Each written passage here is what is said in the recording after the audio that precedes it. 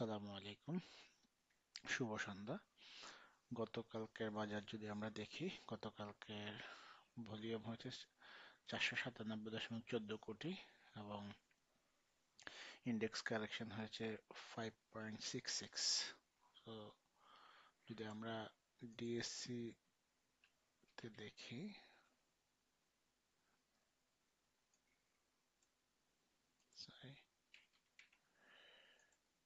DSC board index যদি আমরা একটু ফলো করি, তাহলে এই মার্কেটে যেটা বোঝা যাচ্ছে যে মার্কেট এখন খুব বেশি বাড়বেও না, খুব বেশি কমবেও না। মার্কেটটি বেসিক্যালি সাইডওয়েতে রয়েছে।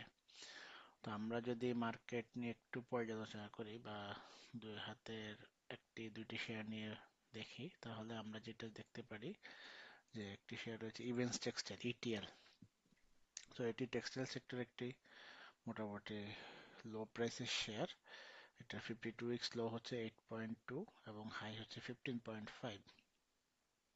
তো আমরা যদি একটু টেকনিক্যালি দেখি এই শেয়ারটির বর্তমান অবস্থান,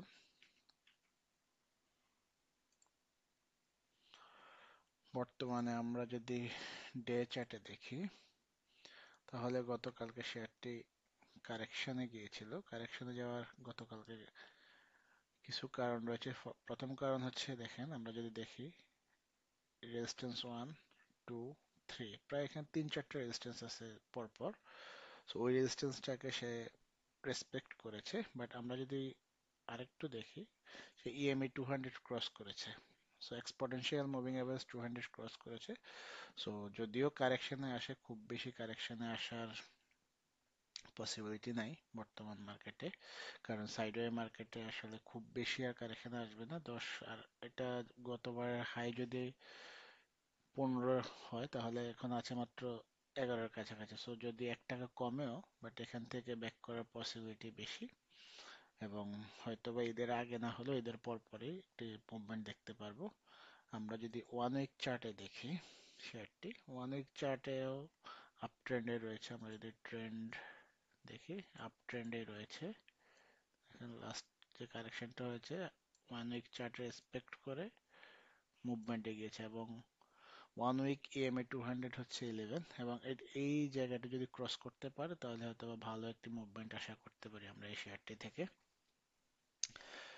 আমরা যদি এই শেয়ারটি দেখেন, পরপর 3 দিন 10-30 থেকে 11-10-এ এসেছে। সো কারেকশন হওয়াটাই স্বাভাবিক, বাট এটা যদি একটু ধৈর্য ধরি আমরা, তাহলে আমি মনে করি আমরা এই শেয়ারটিতে একটি ভালো প্রফিট পাবো।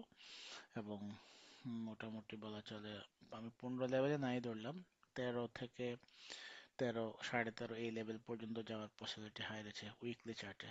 আর আমি যদি 1 আওয়ার চার্ট দেখি লাস্ট ওয়ার্কিং ডে, তাহলে যদি দেখি, দেখেন 1 আওয়ার চার্টও ইএমএ 200 নিচে নামে নাই। সো খুব বেশি যে কারেকশন হবে তা না। 1 আওয়ার চার্টও ইএমএ 200 হচ্ছে অ্যারাউন্ড 10 লেভেলে। সো 10-এ এসে এটি আবার ব্যাক পসিবিলিটি হয়। তো আপনারা এই শেয়ারটি দেখতে পারেন এবং আশা করতেছি মোটামুটি ঈদের পরে শেয়ারটি ভালো একটি মুভমেন্ট পাবেন এপ্রিলের ভিতরে। সো সবাই ভালো থাকবেন। আসসালামু আলাইকুম।